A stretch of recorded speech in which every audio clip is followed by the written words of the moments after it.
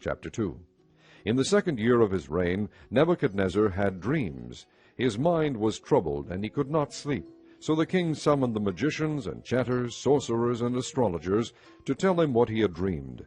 When they came in and stood before the king, he said to them, "I've had a dream that troubles me, and I want to know what it means." Then the astrologers answered the king in Aramaic, "O king, live forever. Tell your servants the dream, and we will interpret it."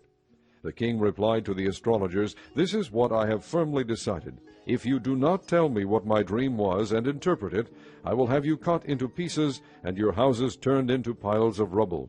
But if you tell me the dream and explain it, you will receive from me gifts and rewards and great honor.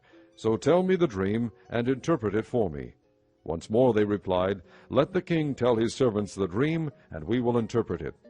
Then the king answered, "I am certain that you are trying to gain time, because you realize that this is what I have firmly decided. If you do not tell me the dream, there is just one penalty for you. You have conspired to tell me misleading and wicked things, hoping the situation will change. So then, tell me the dream, and I will know that you can interpret it for me."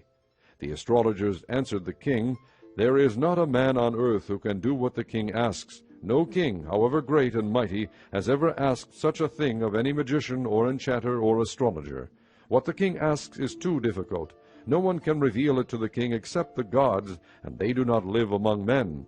This made the king so angry and furious that he ordered the execution of all the wise men of Babylon. So the decree was issued to put the wise men to death, and men were sent to look for Daniel and his friends to put them to death. When Arioch, the commander of the king's guard, had gone out to put to death the wise men of Babylon, Daniel spoke to him with wisdom and tact. He asked the king's officer, "Why did the king issue such a harsh decree?" Arioch then explained the matter to Daniel. At this, Daniel went in to the king and asked for time, so that he might interpret the dream for him. Then Daniel returned to his house and explained the matter to his friends Hananiah, Mishael, and Azariah. He urged them to plead for mercy from the God of heaven concerning this mystery, so that he and his friends might not be executed with the rest of the wise men of Babylon. During the night the mystery was revealed to Daniel in a vision. Then Daniel praised the God of heaven and said, "Praise be to the name of God forever and ever. Wisdom and power are his. He changes times and seasons. He sets up kings and deposes them. He gives wisdom to the wise and knowledge to the discerning. He reveals deep and hidden things. He knows what lies in darkness, and light dwells with him. I thank and praise you, O God of my fathers. You have given me wisdom and power. You have made known to me what we asked of you. You have made known to us the dream of the king." Then Daniel went to Arioch, whom the king had appointed to execute the wise men of Babylon, and said to him, "Do not execute the wise men of Babylon. Take me to the king, and I will interpret his dream for him." Arioch took Daniel to the king at once and said, "I have found a man among the exiles from Judah who can tell the king what his dream means." The king asked Daniel, also called Belteshazzar, "Are you able to tell me what I saw in my dream and interpret it?" Daniel replied, "No wise man, enchanter, magician, or diviner can explain to the king the mystery he has asked about.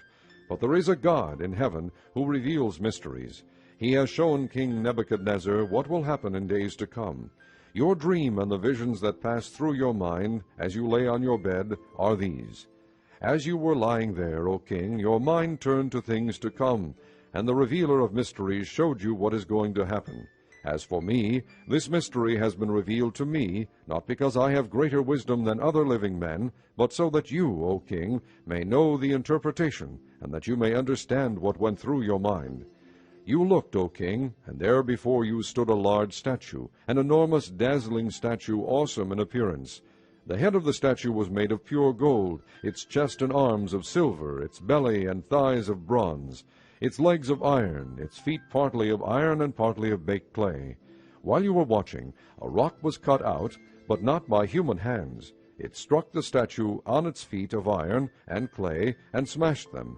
Then the iron, the clay, the bronze, the silver, and the gold were broken to pieces at the same time, and became like chaff on a threshing floor in the summer. The wind swept them away without leaving a trace, but the rock that struck the statue became a huge mountain, and filled the whole earth. This was the dream, and now we will interpret it to the king.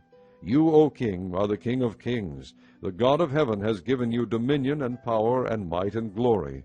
In your hands he has placed mankind, and the beasts of the field and the birds of the air. Wherever they live, he has made you ruler over them all. You are that head of gold. After you, another kingdom will rise, inferior to yours. Next, a third kingdom, one of bronze, will rule over the whole earth. Finally, there will be a fourth kingdom, strong as iron, for iron breaks and smashes everything. And as iron breaks things to pieces, so it will crush and break all the others. Just as you saw that the feet and toes were partly of baked clay and partly of iron, so this will be a divided kingdom. Yet it will have some of the strength of iron in it, even as you saw iron mixed with clay. As the toes were partly iron and partly clay, so this kingdom will be partly strong and partly brittle.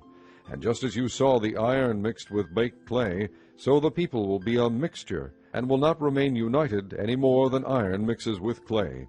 In the time of those kings the God of heaven will set up a kingdom that will never be destroyed, nor will it be left to another people.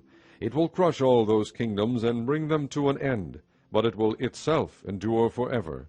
This is the meaning of the vision of the rock cut out of a mountain, but not by human hands, a rock that broke the iron, the bronze, the clay, the silver, and the gold to pieces. The great God has shown the king what will take place in the future. The dream is true, and the interpretation is trustworthy. Then King Nebuchadnezzar fell prostrate before Daniel and paid him honor, and ordered that an offering and incense be presented to him. The king said to Daniel, Surely your God is the God of gods and the Lord of kings, and a revealer of mysteries, for you were able to reveal this mystery. Then the king placed Daniel in a high position and lavished many gifts on him.